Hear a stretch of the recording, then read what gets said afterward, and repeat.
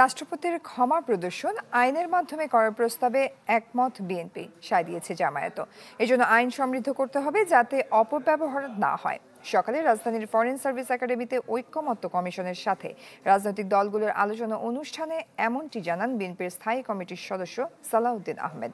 তবে ক্ষতিগ্রস্ত পরিবারে অনুমোদন থাকতে হবে এমন বিধান রাখা উচিত বলে মনে করেন জামায়াতের নায়েবে আমির মোহাম্মদ তাহের।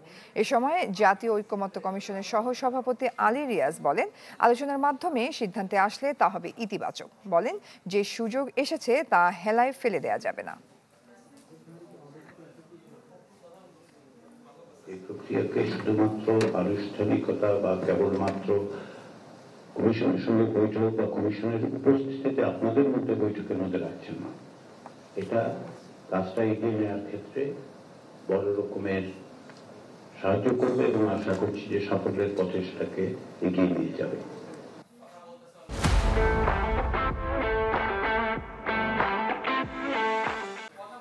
রাজধানীর ফরেন সার্ভিস একাডেমিতে রাজনৈতিক দলগুলোর সাথে চলছে ঐক্যমত্য কমিশনের বৈঠক। এ বিষয়ে নিয়ে আরো বিস্তারিত খবরাখবর জানাতে আমাদের সাথে যুক্ত হচ্ছেন আশিকিন প্রিন্স। প্রিন্স, 20টি বিষয় নিয়ে সিদ্ধান্তের কথা জানিয়েছেন সহসভাপতি আলী রিয়াজ, তো জানাবেন সেই বিষয়গুলো নিয়ে। মূলত তিনটি বিষয় নিয়ে আলোচনা হচ্ছে। এর মধ্যে প্রথম যে বিষয়টি রাষ্ট্রপতি ক্ষমা প্রদর্শন, যেটি সংবিধানের 49তম আর্টিকেলের সাথে জড়িত, সেখানে এইটি সংশোধনের সুপারিশ করা হয়েছে জাতীয় ঐক্যমত্য কমিশনের পক্ষ থেকে, যেখানে সুপারিশে বলা হয়েছে যে রাষ্ট্রপতি ক্ষমা প্রদর্শন করতে পারবেন, তবে আইনের বিধিবিধান সাপেক্ষে, এবং এই আইনে একটি বোর্ড গঠন করা কিন্তু সুপারিশ করা হয়েছে। সেখানে সবকটি রাজনৈতিক দল এক বাক্যে একমত হয়েছেন এবং তারা বলছেন যে রাষ্ট্রপতি ক্ষমা প্রদর্শনের ক্ষেত্রে আইন প্রয়োজন, এবং তারা বলছেন যে আইনের নিয়ন্ত্রণের মাধ্যমেই মূলত রাষ্ট্রপতি ক্ষমা প্রদর্শন করতে পারবেন কোনো দণ্ডিত ব্যক্তিকে। তবে আইনটি কিভাবে হবে, সে বোর্ডে কারা থাকবেন, সেই পুরোটাই মূলত পরবর্তী সংসদ যেটি রয়েছে সেটি ঠিক করবে বলে রাজনৈতিক দলগুলোর পক্ষ থেকে বলা হয়েছে। বলা যায় যে প্রথম আলোচ্য বিষয়টিতে রাজনৈতিক দলগুলো একমত প্রকাশ করেছেন।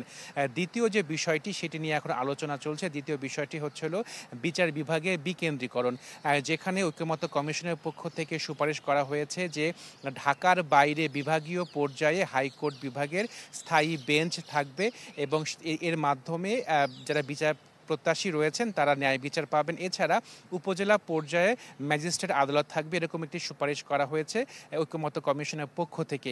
এই বিষয়ে বিএনপির পক্ষ থেকে বক্তব্য দিয়েছেন সালাউদ্দিন আহমেদ। তিনি বলেছেন যে যেহেতু এর আগেও সংবিধানে এটি সংযোজিত করা হয়েছিল, কিন্তু হাইকোর্ট থেকে অথবা উচ্চ আদালত থেকে সেটি বাতিল করে দেওয়া হয়েছে, সেই অভিজ্ঞতা থেকে যাতে এরকম যে প্রস্তাব করা হয়েছে সেটি যাতে ঢাকার বাইরে বিভাগীয় পর্যায়ে বছরে একবার অস্থায়ী আদালত যাতে স্থাপন করা যায় সেই বিষয়ে সুপারিশ করা হয়েছে, সেই বিষয়ে প্রস্তাব দেওয়া হয়েছে বিএনপির পক্ষ থেকে। তবে জামায়াত ইসলামীর পক্ষ থেকে বলা হয়েছে যে অন্তত ঢাকার বাইরে 4টি বিভাগে স্থায়ী হাইকোর্ট যাতে স্থাপন করা হয় সেই বিষয়ে জামায়াতের পক্ষ থেকে সুপারিশ করা হয়েছে। বলা যায় যে এই বিষয়টি নিয়ে এখনও দ্বিমত রয়েছে।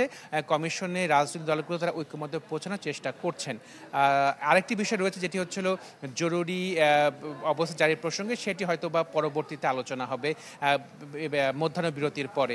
তো মূলত এই ছিল সর্বশেষ তথ্য আমার কাছে ফরেন সার্ভিস একাডেমি থেকে। প্রিন্স, ধন্যবাদ আপনাকে।